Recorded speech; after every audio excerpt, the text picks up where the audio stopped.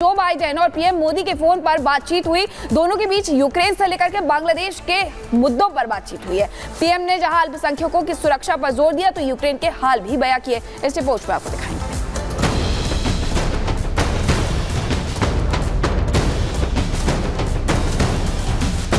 प्रधानमंत्री नरेंद्र मोदी जब यूक्रेन के दौरे पर गए थे तो पूरी दुनिया की उन पर नजर थी। सबको उम्मीद थी कि पीएम मोदी वहां से युद्ध विराम का संदेश लेकर आएंगे। उनके लौटते ही सोमवार को पीएम मोदी के सबसे पहले बात अमेरिकी राष्ट्रपति जो बाइडेन से हुई। पीएम मोदी और अमेरिका के राष्ट्रपति जो बाइडेन के बीच फोन पर बातचीत हुई। दोनों नेताओं ने द्विपक्षीय संबंधों पर लंबी चर्चा की। इस बीच यह भी बताया गया कि पीएम मोदी और अमेरिकी राष्ट्रपति के बीच रूस यूक्रेन युद्ध को लेकर बातचीत हुई। पीएम मोदी के यूक्रेन से लौटने के बाद जो बाइडेन से बातचीत के अलग कूटनीतिक मायने हैं।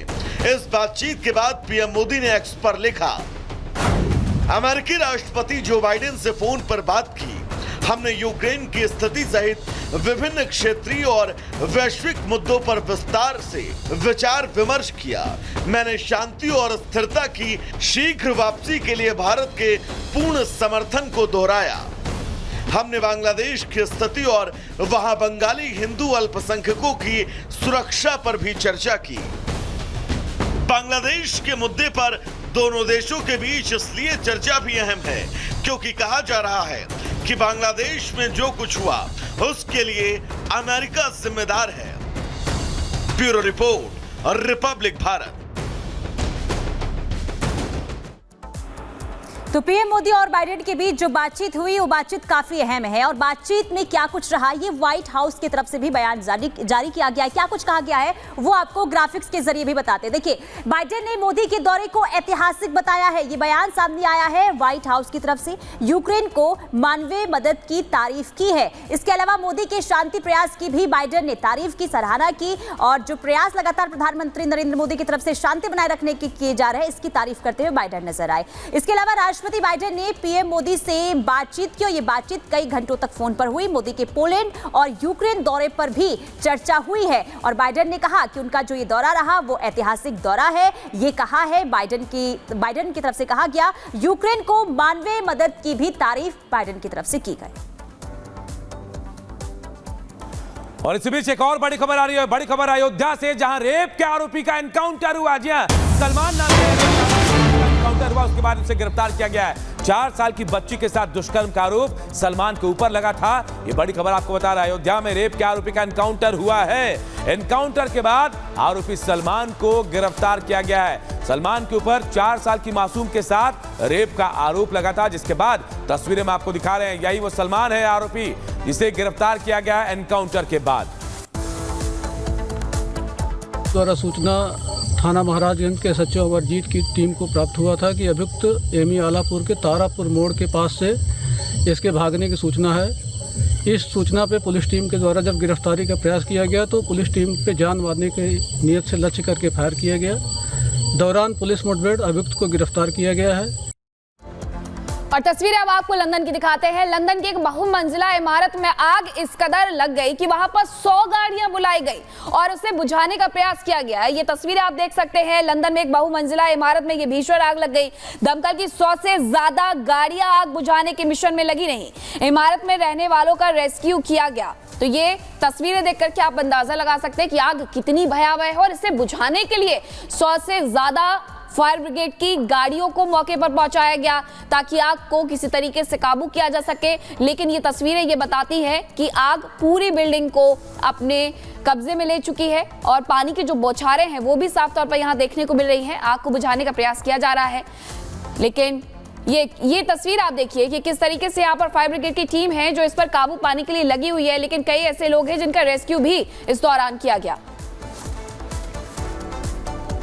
तो देखिए, तस्वीर आपको दिखा रही है इमारत में किस तरीके से आग लगी है और आग कितनी भयावह है, कितनी भीषण है, ये आप खुद देखकर समझ सकते हैं क्योंकि धुएं का गुबार देखिए कैसे आसमान को चूम रहा है। और इसके बाद जब आग लगी थी तो वहां पर अफरा तफरी मच गई है। नीचे की तस्वीर आपको दिखा रहे हैं जहां फायर ब्रिगेड की टीम मौजूद थी और कोशिश यही की जा रही थी कि आग पर काबू पाया जाए, लेकिन आग इतनी भीषण थी कि आग पर काबू पाने में, कंट्रोल करने में काफी मशक्कत करनी पड़ी और कई घंटों के बाद जो है आग पर काबू पाया गया। तो तस्वीर आपको दिखा रहे, देखिए कितनी भयावह तरीके से यहां पर आग लगी है। जहां तक आप नजर दौड़ाएं वहां तक सिर्फ आग का धुआं जो है दिखाई दे रहा है, किस तरीके से आग जो है आसमान को चूम रहा है। और नीचे आपको दिखा रहे हैं जहां भारी तादाद में कई फायर ब्रिगेड की जो टीम थी वो यहां पर मौजूद थी और कोशिश यही की जा रही थी कि जल्द से जल्द आग पर काबू पाया जाए, क्योंकि ये आग इतनी भीषण थी कि कई दूर तक जो है आग फैलने की संभावना थी। तो ये तस्वीर देखिए, लगातार हम आपको दिखा रहे हैं कि आग लगने से आखिर कितना नुकसान हुआ है, फिलहाल इसकी जानकारी सामने नहीं आई है। और अगली खबर इंडोनेशिया से, जहां ज्वालामुखी के फटने से अचानक जो यात्री वो दहशत में आ गए। बताया जा रहा है कि यात्री बिना परमिशन के यहां पर पहुंचे थे, जिसके बाद ये ज्वालामुखी फटा और ये डर के साए में आ गए। रिपोर्ट आपको दिखाते हैं।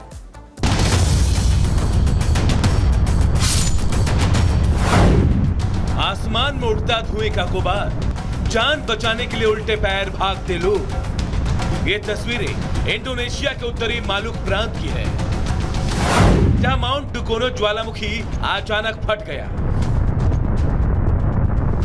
जिससे वहां धुएं का गुबार उठने लगा और देखते ही देखते ज्वालामुखी शिखर से करीब 1000 मीटर ऊपर तक पहुंच गया। ज्वालामुखी के भयानक रूप को देखकर पर्वत की चढ़ाई कर रहा पर्यटक का समूह दंग रह गया। यही नहीं, उनकी जान हलक में आ गई।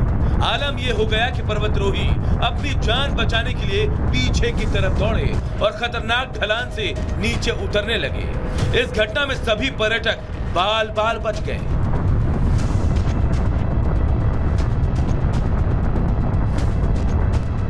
इंडोनेशियाई राष्ट्रीय आपदा प्रतिक्रिया एजेंसी ने बताया कि माउंट डुकेनो पर 10 से अधिक पर्वतारोही बिना परमिशन के चढ़ाई कर रहे थे। तभी डुकेनो ज्वालामुखी फट गया और वहां धुएं का गुबार उठने लगा, जिससे वहां हड़कंप मच गया। हालात तो ये हो गए कि पर्वतरोहियों को उल्टे पैर लौटना पड़ा। इंडोनेशिया की राष्ट्रीय आपदा एजेंसी के मुताबिक हालमाहेरा के इस खतरनाक क्षेत्र में एंट्री बैन थी। ये एक सुदूर द्वीप है जो उबड़ खाबड़ है, लेकिन 10 पर्यटक बिना परमिशन के चढ़ाई करने पहुंच गए। 1933 से लेकर अब तक डुकोनो ज्वालामुखी में गतिविधियां लगातार बढ़ती रही। डुकोनो एकमात्र ज्वालामुखी है जो आज भी उत्तरी हालमाहेरा में सक्रिय है।